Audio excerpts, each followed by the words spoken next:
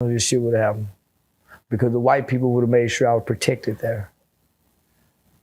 That is facts. The white people would have made sure that the reputation of the event would have stayed intact.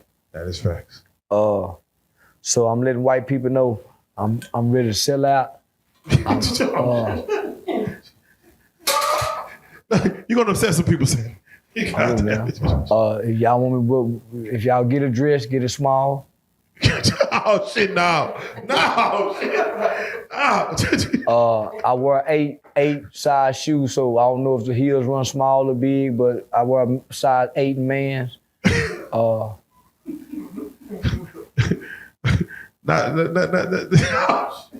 wouldn't happen if I were white people.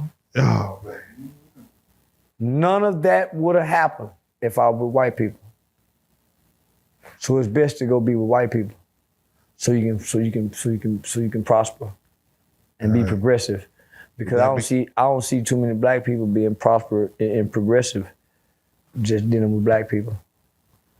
All right. With that being said, Charleston, appreciate you for responding to that scenario right there. It's a black again. You came on stage. Shout out Dewberry, Big Dewberry. Hold on. I have to ask, would you go back to Crockett, Texas? Yeah, I would. I'm offering to come back and do a free show. Oh, that's actually a good consolation prize. Yeah, I'm offering to come back and do a free show. The Flower Pot Show. Yeah. I want to right my wrong when I know I'm wrong. Okay. When I know I'm wrong. Yeah, I got to know I'm wrong though. Man, Charleston, again, people saying, man, you were real when you stood on business. God damn it, a lot of comedians wouldn't have did that. Yeah. I had said I wasn't coming back on here no more. Yeah. Because of the Twisted Black shit. Twisted Black don't know me.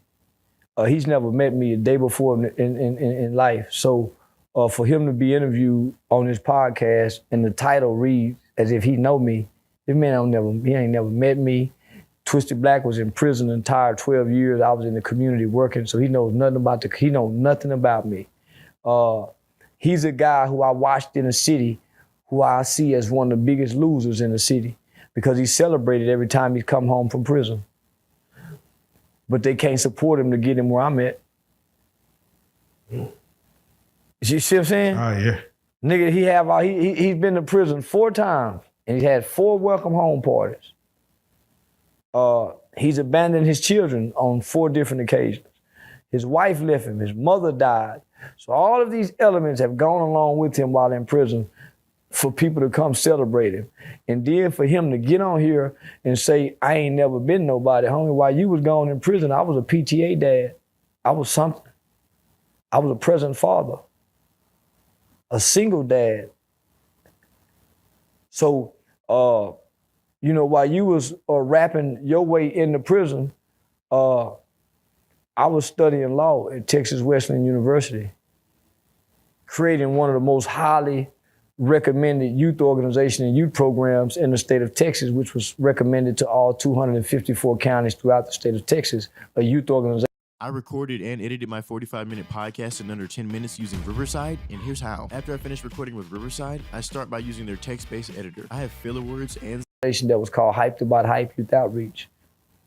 I've been having gold teeth in my mouth for over 20 years. That's something we do in the South because it's a Southern heritage. It goes all the way back to slavery because the free slaves wore gold teeth in their mouth. So our grandmothers have them, my grandfather have them. So that's just something we have down South.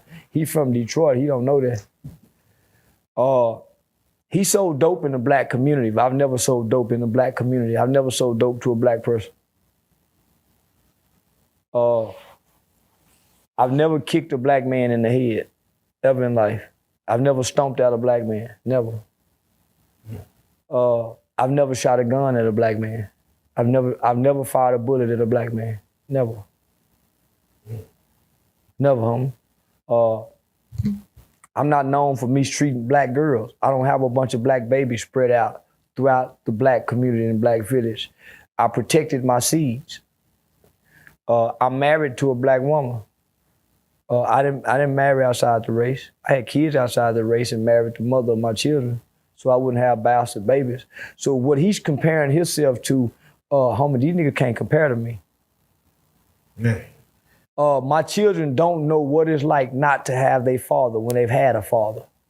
I'm gonna say it again. My children do not know what it's like not to have their father when they had a father. One of the most horrible things a kid can do is to know their father and not have access to their father, because you need him way more when you gotta go without him when you know him. That'll make sense later. Now we're gonna touch on it, but with that being said, we're gonna stop it right there. We're gonna take a little break. Charleston White responds to the Crockett, Texas thing. Like you said, he will go back to Crockett. He will do his thing. Yeah, I'm coming to do a free show, my nigga. And I'm doing that because the people deserve that, because homie, they came out, they dressed up. It was a great event. We was laughing up until that point. And the professionalism of the promoters and the fitted hat Cowboys, it warrants it. So yeah, I owe that to them people. All right, well, let's do it like that, man. Charleston White in the building, man. You understand,